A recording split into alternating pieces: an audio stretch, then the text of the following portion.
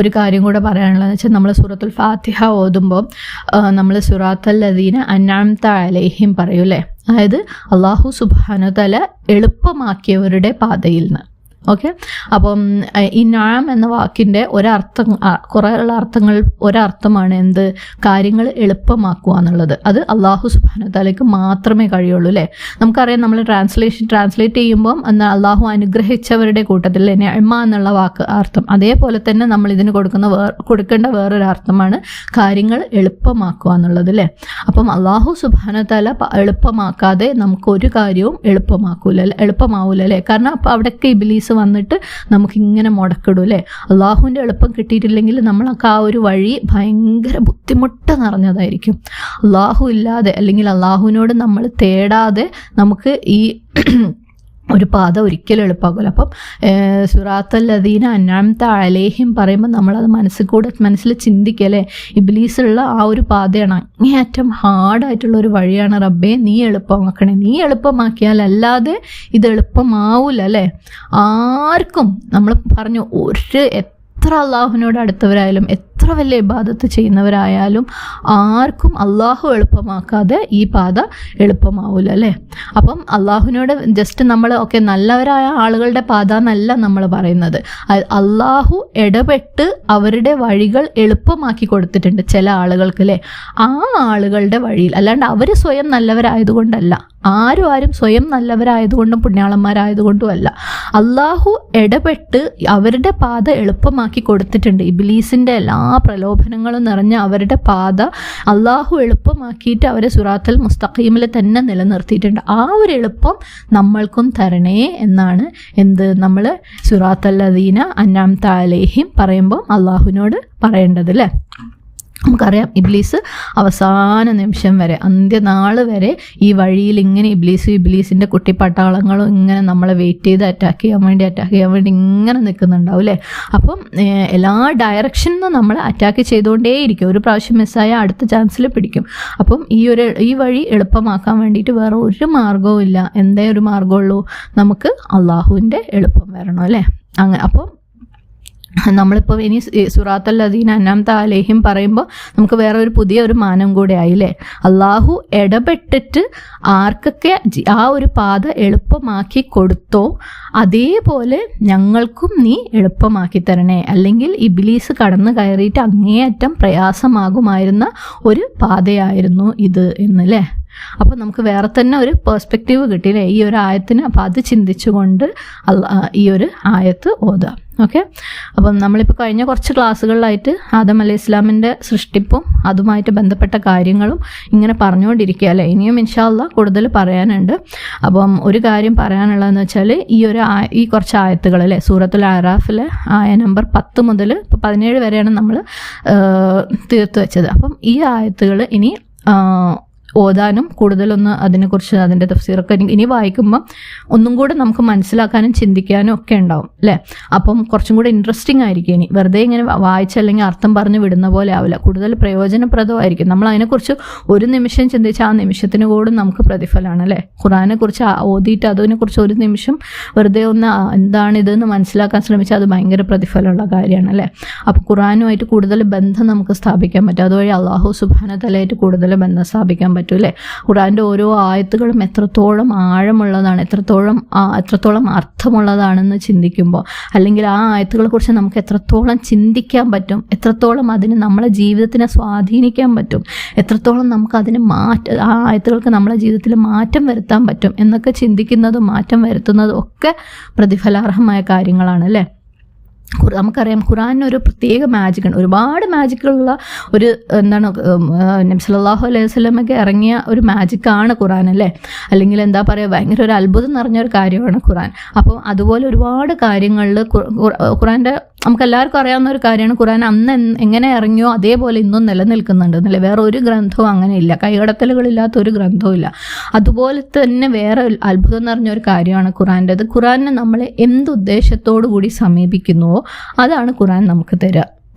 എന്താണെന്ന് വെച്ചാൽ ഇപ്പോൾ നമ്മൾ ഖുർആനിന് ഖുർആൻ ജസ്റ്റ് ഖിറാഅത്ത് ഓതിയിട്ട് അതിൽ നിന്ന് പ്രതിഫലം നേടാൻ വേണ്ടിയിട്ട്. നമുക്കറിയാലേ അലിഫിന് വേറെ പ്രതിഫലം, ലാമിന് വേറെ പ്രതിഫലം, മീമിന് വേറെ പ്രതിഫലം എന്ന് മനസ്സിലാക്കിയവരാണ് നമ്മൾ. അതുകൊണ്ട് തന്നെ ഖുർആൻ നമ്മൾ ഓതി പ്രതിഫലം നേടാൻ വേണ്ടിയിട്ടാണ് ഖുർആനെ സമീപിക്കുന്നതെങ്കിൽ അല്ലാഹു സുബ്ഹാനഹു തആല നമുക്കത് തരും.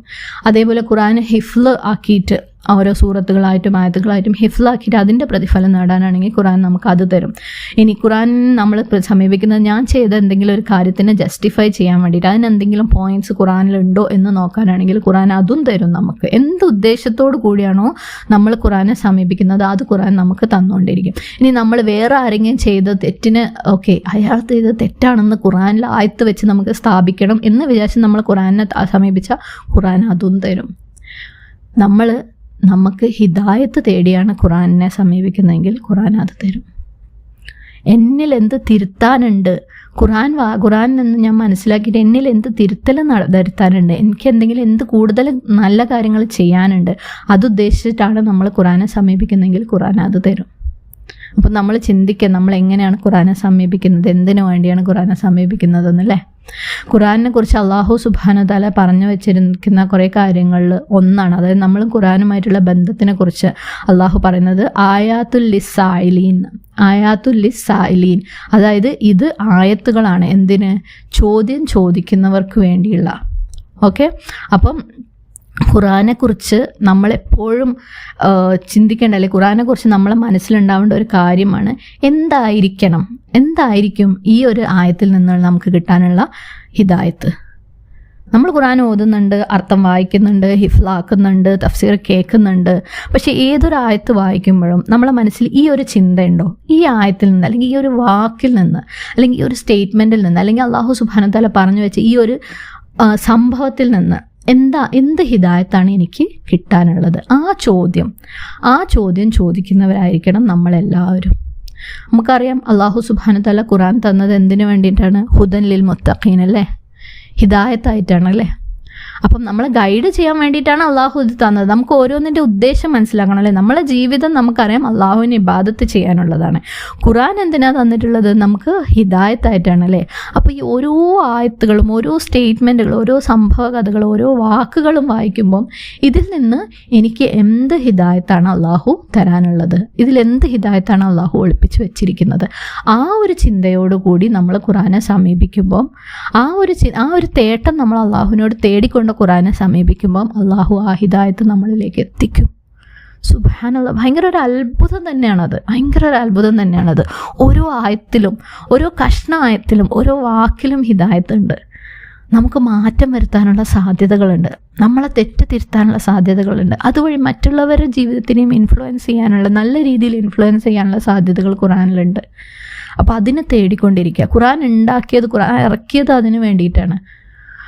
അതിലും അള്ളാഹു തരുന്ന അഡീഷണൽ ബെനിഫിറ്റ്സ് ആണ് നമ്മൾ ഖിറാഅത്ത് അല്ലെങ്കിൽ ഓതി ഖത്തം തീർക്കുമ്പോഴുള്ള പ്രതിഫലങ്ങളാവട്ടെ, ഹിഫ്ള് നടത്തുമ്പോൾ ഉണ്ടാകുന്ന പ്രതിഫലം, അതൊക്കെ വളരെ വളരെ നല്ല പ്രതിഫലങ്ങളും ഒരുപാട് കാര്യങ്ങളും നമുക്ക് അതുവഴി കിട്ടുന്നുണ്ട് ഖുർആൻ വഴി അല്ലേ. ഖുർആൻ പഠിപ്പിക്കുമ്പോൾ നമുക്ക് ഒരുപാട് പ്രതിഫലം കിട്ടുന്നു, ഖുർആൻ ഓതാൻ പഠിപ്പിക്കുമ്പോൾ, തജ്വീദ് പഠിപ്പിക്കുമ്പോൾ ഒക്കെ നമുക്ക് പ്രതിഫലമുണ്ട്.